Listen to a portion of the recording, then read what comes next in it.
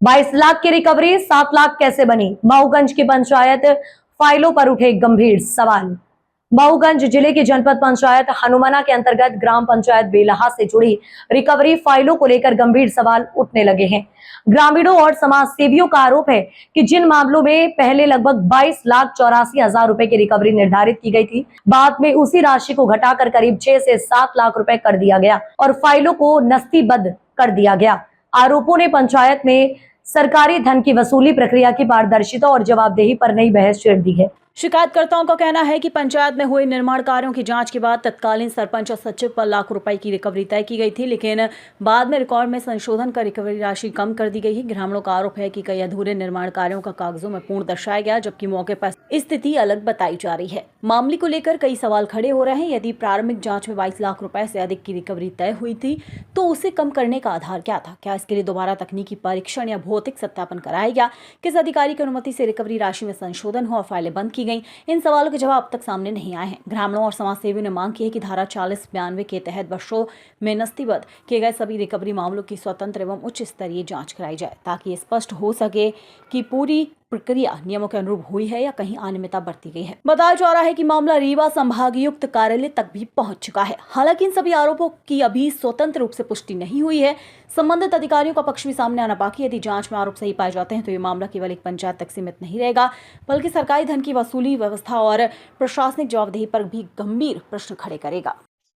देखिए, मऊगंज जिले के जनपद पंचायत हनुमाना में बेलहा पंचायत है, जिसमें 7-8 कामों की जांच हुई थी और जांच में गौशाला वगैरह हैं, अमृत सरोवर हैं, तालाब हैं और अन्य पंचायती निर्माण कार्य सड़क से संबंधित। इनमें ये देखा गया कि लगभग 25 लाख के आसपास, 22 से 25 लाख के आसपास इनकी वसूली निकली थी। और वसूली के बाद धारा 4092 की जो प्रक्रिया है पंचायत राज अधिनियम की, उसके तहत सीओ जिला पंचायत को कार्यवाही के लिए प्रस्ताव भेजा गया था। ये प्रकरण वहां पर चल रहा था, लेकिन जिला पंचायत में एक धंधा बन गया है कि जब किसी भी ग्राम पंचायत में वसूली राशि बन जाती है, वहां पर भ्रष्टाचार होता है, तो इसके बाद उस वसूली राशि को कम करने की प्रक्रिया प्रारंभ हो जाती है। और इसमें वहाँ के जो ओआईसी हैं, इस समय राजेश शुक्ला वहाँ के जो ओआईसी हैं, 40 मामले देख रहे हैं, इन्होंने एक धंधा बना लिया है जो कि पूरी तरह से उस वसूली को कम करने के लिए अद्यतन प्रतिवेदन का नाम दे दिया है। अद्यतन प्रतिवेदन के नाम पर सरपंच, सचिव, उपयंत्री से सांठगांठ करके जो दोषी होते हैं उनसे राशि वसूली को कम कर देते हैं या कि विलोपित करवा देते हैं। इसी तरह से बेलहा पंचायत में भी हुआ और इसमें राशि को विलोपित करके मात्र 2 लाख रुपए अंत में राशि बताई गई कि सब काम अपूर्ण पूर्ण हो चुके हैं या जो प्रक्रियाधीन थे वो हो चुके हैं, और राशि की वसूली कम होकर के 25 लाख रुपए से सीधे 2 लाख रुपए हो गई। सवाल यह है कि जब किसी पंचायत में निर्माण कार्य होता है तो पंचायतों में पैसे जो निकालने की कार्यवाही होती है वो स्टेप बाय स्टेप होती है। उसका मूल्यांकन किया जाएगा, मूल्यांकन के बाद ही वो राशि निकलेगी। तो इकट्ठा राशि क्यों निकाल ली गई, क्यों राशि रख ली गई और सालों काम नहीं हुए, और जब सिर्फ शिकायत हुई तब जाकर के उसमें वसूली बनती है, जांच होती है। तो ये बड़ा सवाल है अपने आप में। और फिर यदि वसूली बन गई तो वसूली बनने के बाद उसमें एफआईआर की कार्रवाई होनी चाहिए। दोष सिद्ध पाया गया तो दोबारा जांच करवाने की क्या जरूरत है, अद्यतन प्रतिवेदन की क्या जरूरत है।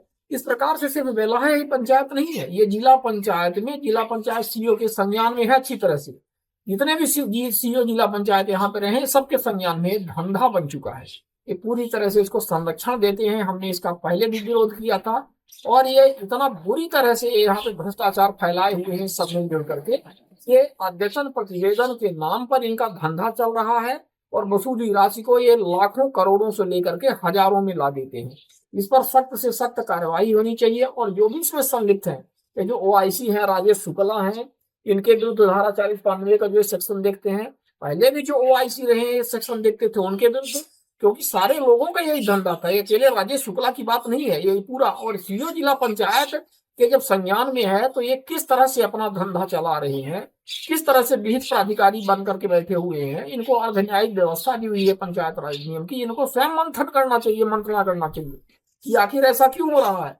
और ऐसे मामलों में जिसमें वसूली राशि बन जाती है तो वसूली राशि जमा करके विभागीय कार्यवाही के नाम पर बस इधर उधर थोड़ी बहुत कार्यवाही करवा करके आखिर शांत क्यों हो जाते हैं, क्यों इनके विरुद्ध आपराधिक प्रकरण दर्ज नहीं होते, एफआईआर दर्ज नहीं होती है।